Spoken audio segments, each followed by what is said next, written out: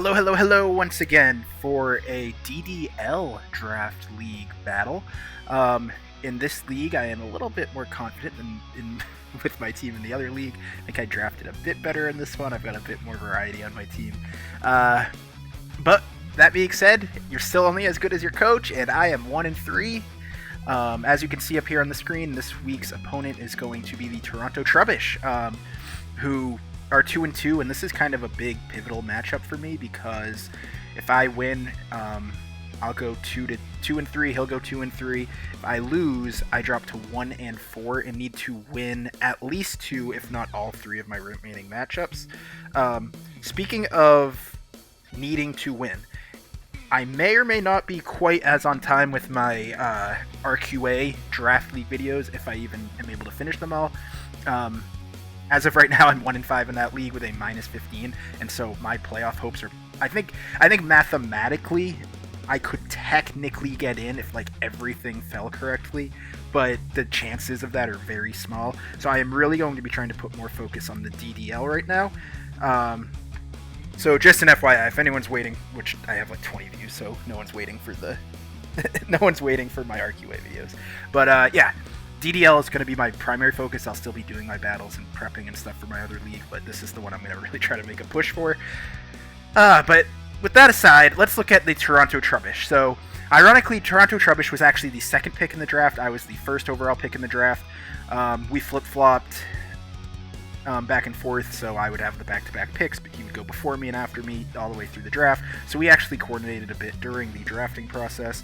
As you can see on my team, we do have the Greninja now in our lineup after I made a trade of Garchomp for Greninja, changing up the team a little because I am just not good at utilizing Garchomp, and the ice weakness is frightening to me just because I almost feel like I need to have a berry on it every week, and then when I need to I could bring like loaded dice sets, but it just worries me. I think for my play style, this Greninja will be more useful, and it also gives me another special attacker, which this team was lacking. So between Greninja, Charizard, Iron Valiant, and then Electrode, we have a few more things people need to worry about. But then looking at his team, he's got... So I ditched my Dragon Fairy Steel core, and his top 3 picks were that core, and he has Dragapult, which is a menace, Enamorus, which is quite scary, not the fastest but can hit hard, and if he choice scarfs it does become faster than a lot of my Pokemon. He's got Heatran, which I could or could not see this week. I mean, if I had Garchomp, I would definitely not expect Heatran, but because I traded Garchomp, I don't know if he'll bring that. And then Ting-Lu. Ting-Lu is interesting because I feel like it actually should be worth more than 14 points. It's got major defenses, and then its ability lowers your the team's special attack on the way in, which makes me feel like it's just a very strong Pokemon, and he almost always sets up hazards with it. So we're going to have to watch out for that. And then Quavel, another useful Pokemon. I believe it gets Rapid Spin as well, so it's like... I think that's one mistake I made, is I kind of picked Pokemon that could only Rapid Spin, and that was like one of their main uses. I don't have a lot of variety. Like, I don't have a Pokemon that's strong and can Rapid Spin, like a Quavel, or... a good example would be like Great Tusk or Iron Treads. Like, those Pokemon can do more than just Rapid Spinning, which makes it a little easier to get them in and out of the battle and use that Rapid Spin speed boost to the advantage. I don't have that, so I don't think I'm going to be able to fit Cyclozar into the lineup this week, but overall, I'm also terrified of Arboliva. I know it's only a 4-point mon, but it can be so frustrating with a substitute, Terra, then it has Harvest. It's just, it's super annoying. So that's enough of me chatting about teams. Now let's go and actually look at what I am bringing this week. So for DDL Week 5, we have Katniss, the Iron Valiant. I am going with a physical attacking set this time, and I'm bringing a lot of variety so that I can hit pretty much anything that he brings. I would rather bring Katniss in a little later in the game, once he's taken some damage, so I can try to use the booster energy to outspeed and kill just about everything. So Psycho Cut is in case he brings anything poison type. Drain Punch would be used against the Ting-Lu or other dark steel types. Ice Punch will actually be great for... Well, so Ice Punch and Knock Off both work on the Dragapult, but depending on the situation in the game, I did bring Ice Punch because he also will have that Arboliva, and if it hasn't Terra'd yet, I could Ice Punch it. Just a lot of variety. Hits hard, will be fast, will outspeed most things that aren't Scarfed, and that don't get any setup moves up. Then we're bringing Toxapex, which does a good job walling a lot of his team. I'm bringing a specially defensive set because, well, to be quite frank, I forget why I had done that. There was a reason for it. We're going to have Toxic Spikes, Baneful Bunker, and I'll bring Surf this week just to get some chip damage on things like Tinglu, stuff like that. Then, important to us this week is not Fugly, the Ogre Pawn, which is going to be our late game sweeper. I have Trailblaze and Ivy Cudgel. Trailblaze, get one of those off and we will start to outspeed pretty much everything, and then he will not be able to take our Ivy Cudgel hits or our knockoffs very well. I added U-Turn. This was a late addition. I originally did have the Spiky Shield set for Ogre Pawn, but I ended up having to swap that out because I saw he was picking up Arboliva. He originally had a Cryogonal. But with Arboliva, I don't want to get into a situation where I can't hit it for any damage. And if it is a grass type, so Ivy Cudgel doesn't do much to it. So I brought the U-Turn so I could get in and out against Arboliva if I need to. Especially if he plays Leech Seeds with Arboliva. Yeah, Ogre Pawn's going to be a sweeper for sure late game.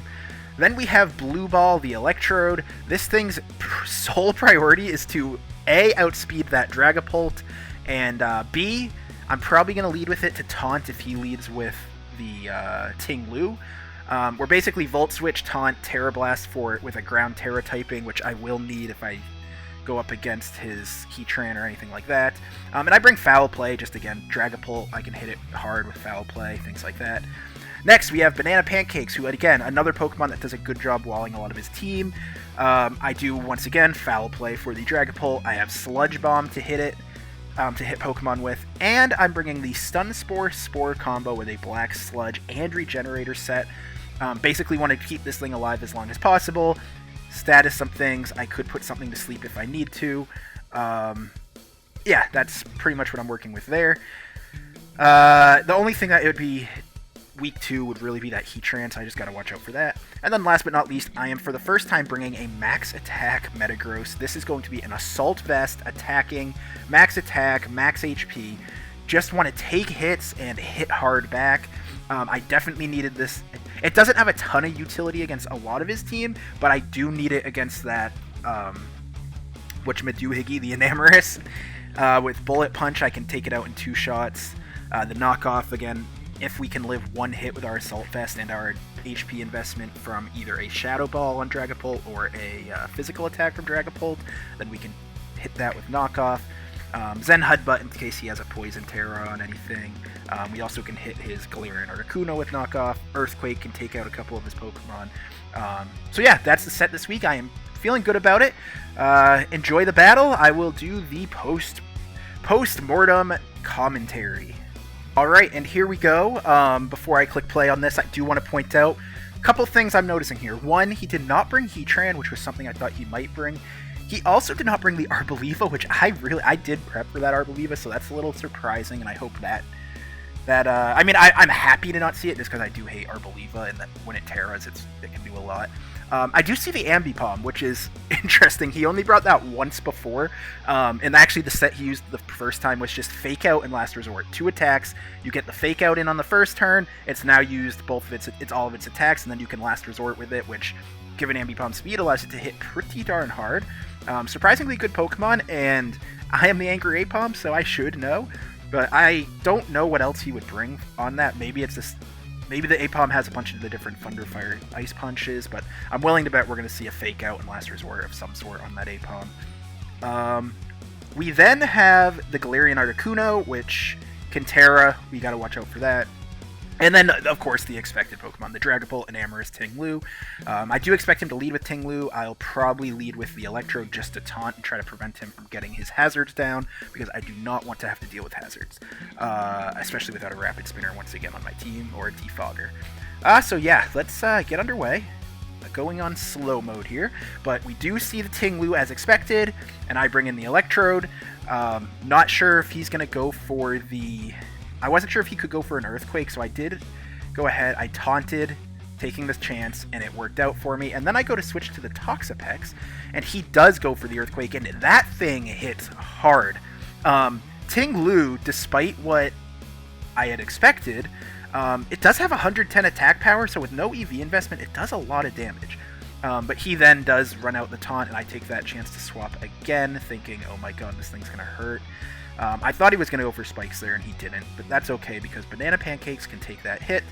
And that gave me a chance to go ahead and I went for the Stun Spore instead of the Spore, just because I wanted to have a permanent status condition and leave the Spore ability open for another one of his Pokemon. I then try the Foul Play, thinking he might have some attack investment, but he doesn't, and his defense investment just makes Foul Play pretty much useless. So that was more of a scouting turn.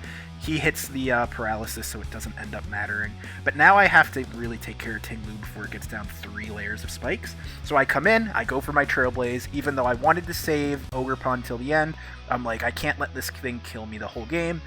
So yeah, I go for the Trailblaze, knock it down. I think here that I can probably Ivy Cudgel it, but it does live on 2%, and it gets through the paralysis and whirlwinds me.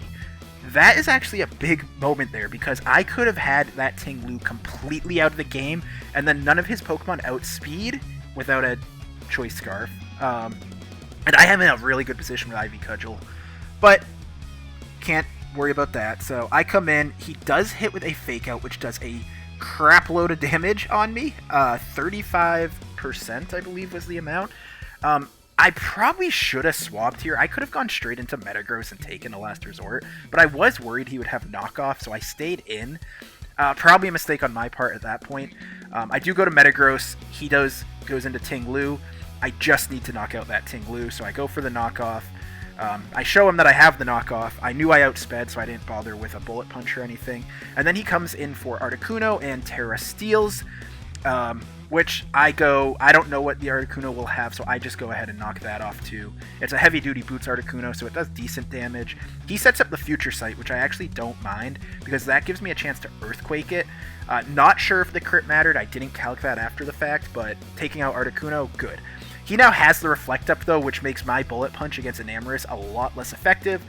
He Earth Powers and I lose 41%. I made a big mistake in this moment. I saw it.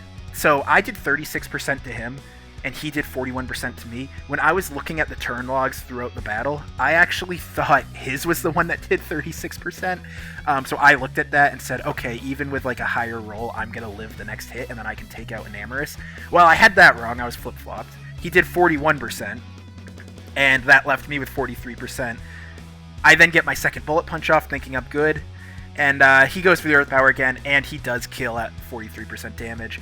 I was shocked at first, and then I saw the actual damages, and I was kind of kicking myself because I mathed it wrong. I did bad math. Now, this is where I get into a rough situation. I do go to the Ground Terra, expecting him to Earth Power. I live it despite the crit, of course, the crits in Pokemon. I wish they just got rid of those. But now I Volt Switch, and because of the crit, I switched out on the Volt Switch, and now I am trapped. I can't use Voltorb anymore. I can't use Voltorb because, Voltorb, not a Voltorb, Electrode, because I come back in on those spikes and I take 12% damage. So Electrode's done for. So that crit, in the moment, it didn't bother me too much because I did live and I did knock out the Enamorus. But in hindsight, I was like, crap, that's not great for me. He gets the Dragon Dance off with Dragapult, and now I know I'm in kind of a rough situation because this thing will outspeed everything on my team at this point. Its base speed stat is higher than Iron Valiance, which means even with my Booster Energy, I am not going to outspeed, and I obviously lost the speed advantage on Ogerpon because I would have to set up 2 Trailblazes to outspeed it. So I am a little bit worried here about a reverse sweep. But yeah, so he sets up the Dragon Dance. I figure my only hope is to Toxic and hope he wastes some time on a turn, either by choosing an attack that can't hurt me or something. I actually should have probably gone for a Baneful Bunker there. I did not. I went for the Toxic Spikes, worrying about the rest of his team coming in. I could have gone for Baneful Bunker, and that would have bought me a turn on the Toxic. I then know I need to sack Blue Ball, so I go ahead and just do that so that he can take some more Toxic damage. And then I come in with Katniss, just hoping maybe, just maybe, he didn't put full speed investment in. Unfortunately, he did, and he goes for the Psychic Fang. It is Life Orb, so he loses some HP, and he gets hurt by the Poison. This is where I think that it actually probably wouldn't have mattered. I pretty much lost the game right there. That Dragapult is dangerous. It outsped. It might have gone down this specific turn if I had Baneful Bunkered the first time, but overall, it didn't really matter. He was going to win regardless. It just depends if I would have had the Dragapult killed in this turn 2 and made it 4-2, or 3-0 or 2-0. Overall, though, well played. He picked the exact right moment to bring in that Dragapult and Dragon Dance. I think next draft league I do, besides just focusing on one team and not being in 2 leagues at once, I will want to have something that can probably Dragon Dance or set up speed like that. I thought Garchomp got Dragon Dance, but I was mistaken. They must have removed that at some point, because I swear it used to get it. Doesn't make a lot of sense because it is a dragon and it's got legs and arms. You'd think it could learn Dragon Dance, but for whatever reason it can't. So that's one of the reasons I ended up trading away Garchomp. In hindsight, I would have a much different team. Not much different, because I actually do like this team. I think there's just some minor tweaks I would make.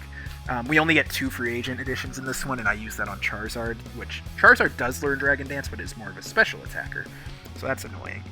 But yeah, that's kind of going to be it. That battle, I wasn't super frustrated with. I think luck was pretty even on both sides. I got a paralysis on him in the early game. He got a crit on the Electrode in the later game. Bottom line is it came down to this Dragapult outspeeding everything. I had a plan for Dragapult. I wasn't going to get an attack off. I needed a priority attack like Bullet Punch. That's another thing I'll pay more attention to probably, is bringing more priority attacks in future battle seasons, whatever. But we're not out in the DDL. This league is smaller. It's 12 teams and 8 make playoffs, so I do have a chance still. I need to win 2 or 3. So there's 3 games left. I need to win at least 2 of them. I'm hoping I can win 3, and I think winning 3 would actually lock me into the playoff spot. Winning 2, I have a chance depending on the margin I win by. But that is that. Thank you as always for watching. Clearly I still have a lot to learn about draft leagues, but this battle wasn't as bad as I had thought, especially knowing that his only full health Pokemon left was that Quaquaval, which could have been dangerous, but wouldn't have outsped anything on my team. So yeah, it came down to this Dragapult from what I can tell. Thank you all for watching, and I will be back next week with another DDL matchup. Goodbye.